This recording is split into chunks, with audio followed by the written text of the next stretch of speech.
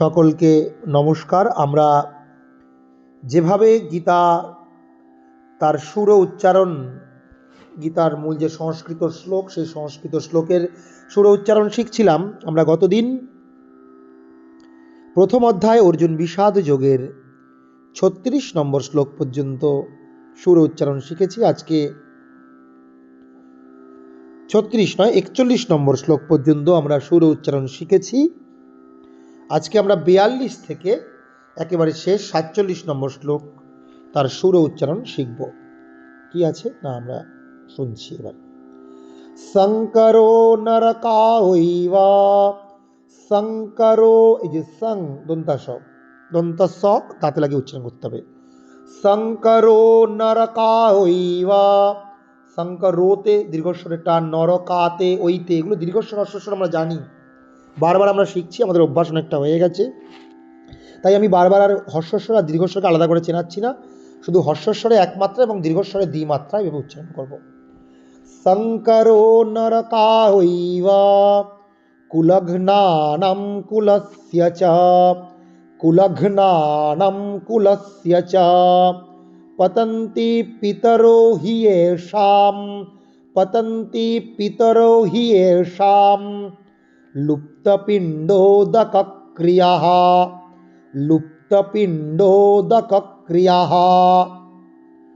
শঙ্করো নরকায়ৈবা কুলঘ্নানাম কুলস্য চ পতন্তি পিতরো হি येषां লুপ্তপিণ্ডোদকক্রিয়াঃ।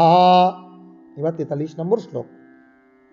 দোষরেত হি কুলঘ্নানাম, দোষরেত হি কুলঘ্নানাম, দোষরেত হি, সব দীর্ঘস্বর, দেখুন দোষই রে তৈ, দোষই, দোষৈরেত হি কুলঘ্নানাম, কুল হস্য তারপরে ঘ্নানাম দীর্ঘ, দোষরেত হি কুলঘ্নানাম বর্ণসংকারকারক হে, বর্ণসংকারকারক হে, বর্ণসংকার এ পর্যন্ত হস্য এবং বর্ণ এই অন্তস্তব মূর্ধন্য মূর্ধন্য এভাবে উচ্চারণ করতে হবে।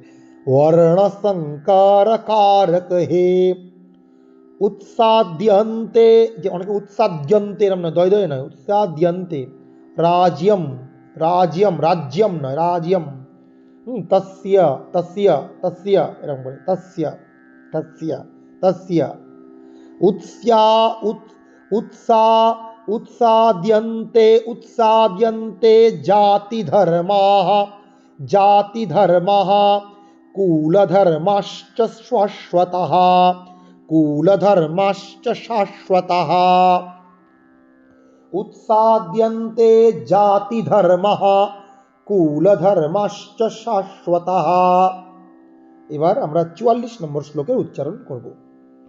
উৎসন্ন কুলধর্মাণাম, উৎসন্ন কুলধর্মাণাম মনুষ্যাণাম জনার্দন, মনুষ্যাণাম জনার্দন, মনুষ্যাণাম জনার্দন নরকে নিয়তম বাসো, নরকে নিয়তম বাসো ভবতীত্যনুশুশ্রুমা, ভবতীত্যনুশুশ্রুমা, ভবতীত্যনুশুশ্রুমা।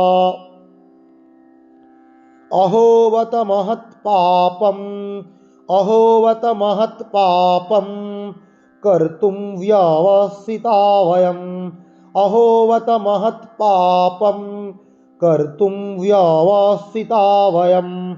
যদ্রাজ্য সুখলোভেন, যদ্রাজ্য সুখলোভেন হন্তুম স্বজনমুদ্যতঃ, হন্তুম স্বজনমুদ্যতঃ।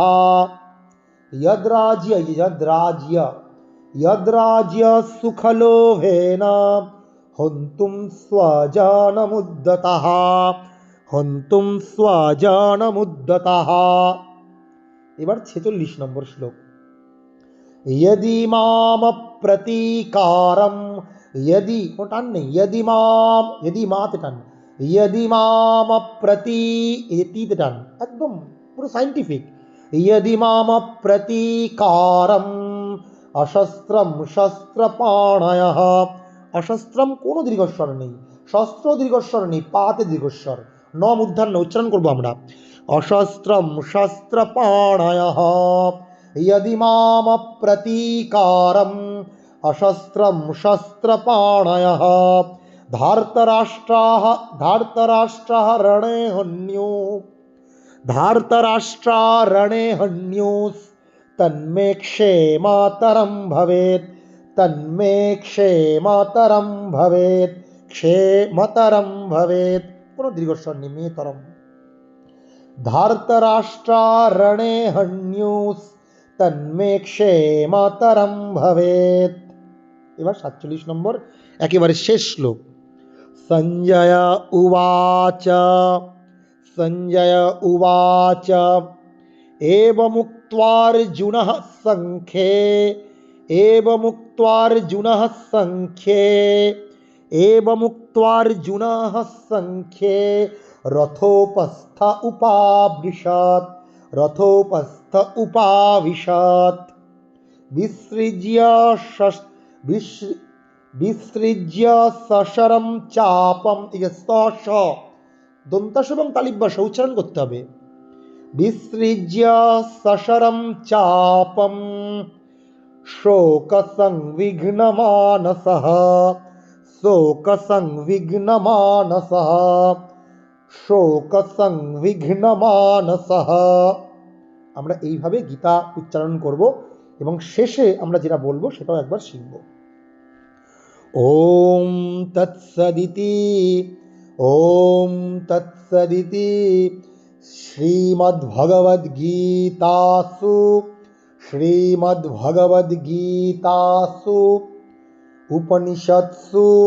উপনিষৎসু ब्रह्मविद्यायां योगशास्त्रे श्रीकृष्णार्जुनसंवादे अर्जुनविषादयोगो नाम प्रथमोऽध्यायः। আমরা এইভাবে গীতা পাঠের অভ্যাস করব। সকলকে অনেক অনেক ধন্যবাদ, নমস্কার। সবাই এইভাবে গীতা পাঠ শুনুন এবং এই সংস্কৃত চ্যানেলটি অবশ্যই আপনারা লক্ষ্য রাখুন। এখানে অনেক গীতা পাঠ, গীতার শ্লোক, উচ্চারণ, বিশ্লেষণ, অনেক সংস্কৃত গান আপনারা ইত্যাদি পাবেন। অনেক বেশি বেশি করে শেয়ার করুন যাতে গীতা সকলের মধ্যে আমরা ছড়িয়ে দিতে পারি। অনেক অনেক নমস্কার।